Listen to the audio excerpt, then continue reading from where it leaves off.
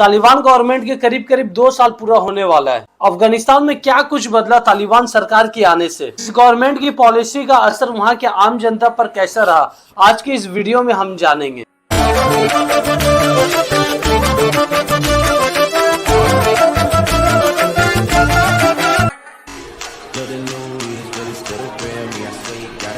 सब समझने से पहले हमें यह जानना होगा आखिर तालिबान है क्या और ये किस माइंडसेट के साथ काम करती है। लिटरली तालिबान का मतलब होता है स्टूडेंट। 1979 में अमेरिका ईरान में मॉडर्नाइजेशन कल्चर को स्प्रेड कर रहा था और वहीं दूसरी तरफ रूस जो यूएसएसआर का हिस्सा था वो अफगानिस्तान में मॉडर्नाइजेशन इंक्रीज कर रहा था। नूर मोहम्मद यूएसएसआर के सपोर्ट से अफगानिस्तान का प्रेसिडेंट बन जाता है। रूस के प्रभाव में आकर नूर मोहम्मद अफगानिस्तान का मॉडर्नाइजेशन करना स्टार्ट कर school, university, hospital, women work और गर्ल्स एजुकेशन को लेकर काम किया जाता है।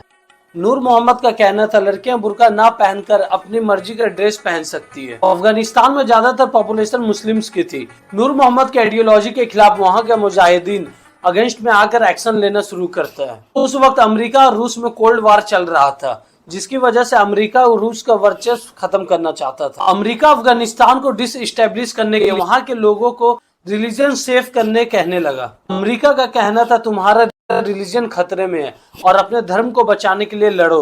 और यहाँ पर अमेरिका अफगानिस्तान में मुजाहिदीन स्टैंड करता है। सोच के देखिए दोस्तों, अमेरिका जहाँ पूरी दुनिया में आतंकवाद के खिलाफ लाइमलाइट पे रहता है, वहीं अपने फायदे के लिए रूस के अगेंस्ट जाकर अफगानिस्तान में मुजाहिदीन खड़ा करता है। बॉम्ब, वेपन, एडवांस टेक्नोलॉजी, हथियार मुजाहिदीन को सप्लाई करता है अमेरिका।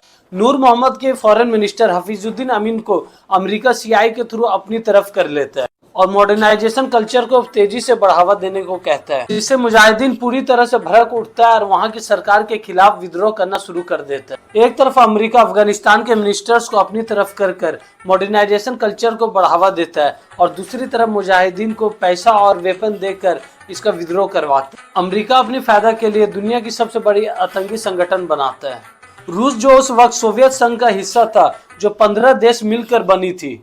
मुजाहिदीन और यूएसएसआर के बीच 10 साल तक युद्ध चलता है, जिसमें 14,000 के करीब सोवियत आर्मी मारी जाती है। 15 फरवरी 1989 यूएसएसआर अपनी आर्मी को रिटर्न अफगानिस्तान से बुला लेती है। यूएसएसआर के खिलाफ अफगानिस्तान में स्टूडेंट एक इम्पोर्टेंट रोल प्ले करता है, जिसमें एक स्टूडेंट उमर जो मुजाहिदीन को लीड करता है। अफगानिस्तान में सिविल वार होने के बाद वो खुद का एक संगठन बनाता है। ये संगठन स्टूडेंट से मिलकर बनती है, इसलिए इसका नाम तालिबान रखा जाता है।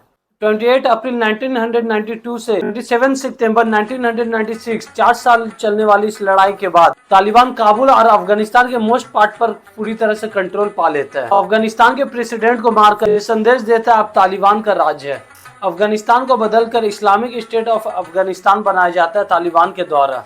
शरिया कानून के नाम पर गर्ल्स के प्राइमरी स्कूल और यूनिवर्सिटी को बंद करना, वुमेन वर्क फोर्स बैन करना और कोई अकेली वुमेन घर से बाहर नहीं निकल सकती और जेंट्स के साथ भी निकलती है तो फुल बॉडी कवर और हिजाब कंपलसरी। जेंट्स के लिए इस्लामिक बीएड कंपलसरी बना दिया जाता है। इतनी स्ट्रिक्ट लॉ लाकर तालिबान अफगानिस्तान के लोगों पर अपनी क्रूरता जाहिर करता है। जहाँ तालिबान अफगानिस्तान में राइज करता है, वहीं दूसरी तरफ 11 सितंबर 2001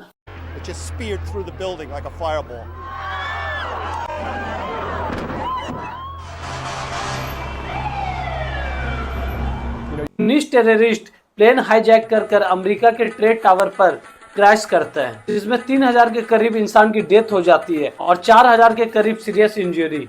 इस अटैक का मास्टरमाइंड ओसामा बिन लादेन था और उस वक्त के मौजूदा अमेरिकी president George W Bush al Qaeda और तालिबान को खत्म करने के लिए अफगानिस्तान पर अटैक करता है अपनी आर्मी भेजकर। जिस मुजाहिदीन को अमेरिका अपनी फायदे के लिए स्टैंड करता है, 9/11 के अटैक के बाद उसी मुजाहिदीन को अमेरिका अलकायदा का सपोर्टर मानकर अफगानिस्तान से खत्म कर देता है। और फिर अफगानिस्तान में फर्स्ट डेमोक्रेटिक इलेक्शन के बाद हामिद करजाई की गवर्नमेंट बनती है। उनके सरकार के अंदर ही नाटो काबुल को कंट्रोल करता है, जिससे वहाँ की गवर्नमेंट को वर्क फ्लेक्सिबिलिटी मिलती है।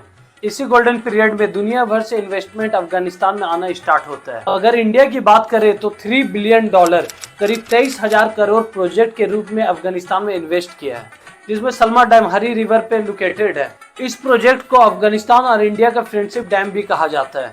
42 मेगावाट पावर जनरेट के साथ 75,000 हेक्टेयर फार्मिंग लैंड को इरिगेशन भी किया जा सकता है इस डैम से। जारंग दिलाराम हाईवे 600 करोड़ के बजट से बनाए जा रहे हैं। पाकिस्तान को बाईपास कर ईरान के छाबरा पोर्ट को जारंग से कनेक्ट कर इंडिया 75,000 टन वीट पैंडेमिक के दौरान अफगानिस्तान को इसी रूट से भेजा। Transmission line, parliament building. S Jaishankar अपनी एक इंटरव्यू में कहते हैं, अफगानिस्तान का कोई ऐसा शहर नहीं जहां इंडिया 400 प्लस प्रोजेक्ट को टच ना किया हो। 2021 में तालिबान अफगानिस्तान को पूरी तरह टेक ओवर कर लेता है और 1996 वाली पॉलिसी लाकर अफगानिस्तान को 20 साल पीछे पुश करता है। 12 इयर्स या अंडर 12 इयर्स एज वाली लड़कियों को स्कूल अलाउ किया जाता है। वुमेन्स राइट्स को पूरी तरह फ्रीज किया जाता है। यूएस, ब्रिटेन और इंडिया जैसी बहुत सी कंट्री अफगानिस्तान में अपनी एम्बेसी बंद कर लेती है। वर्ल्ड बैंक के अकॉर्डिंग वर्किंग वुमेन की रेशियो 2019 में 15% तक इंक्रीज किया और 2021 में ये रेशियो 15% डाउन चला जाता तालिबान गवर्नमेंट के आने से। आज तालिबान गवर्नमेंट में वहाँ के लोगों को 2 वक्त का खाना जुटाना भी मुश्किल हो गया है।